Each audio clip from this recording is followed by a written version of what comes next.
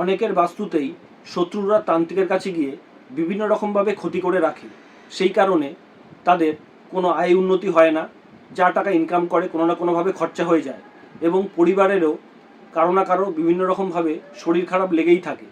তাই আজকে একটি টোটকা বলবো, যেই টোটকাটি করলে আপনাদের এই সমস্যাগুলো দূর হয়ে যাবে।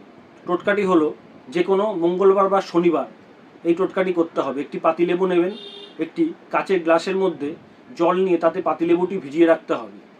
তো পরের দিন সকালবেলা ঘুম থেকে উঠে আপনার মাথার উপর থেকে 7 পাক এই লেবুটি ঘুরিয়ে নিতে হবে এবং যার শরীর খারাপ হয়েছে তার মাথার উপর থেকেও 7 পাক লেবুটি ঘুরিয়ে নেবেন। ঘুরিয়ে নিয়ে লেবুটি 4 টুকরো করে কোনো নির্জন স্থানে গিয়ে মাটিতে পুঁতে দিতে হবে। কিন্তু এটি আপনারা খেয়াল করবেন আপনাদের যেন এই কাজটি করতে অন্য কেউ না দেখে, তাহলে কিন্তু এই কাজটি আর ফল হবে না। তো লেবুটি মাটিতে পোতা হয়ে গেলে বাড়িতে ফিরে এসে সেই গ্লাসের জল নিয়ে বাড়িতে চারিদিকে ছিটিয়ে দেবেন, সবকটি ঘরে। তাহলে দেখবেন আপনার বাস্তুর যে সমস্যাগুলি রয়েছে সেটা আস্তে আস্তে কেটে যাবে।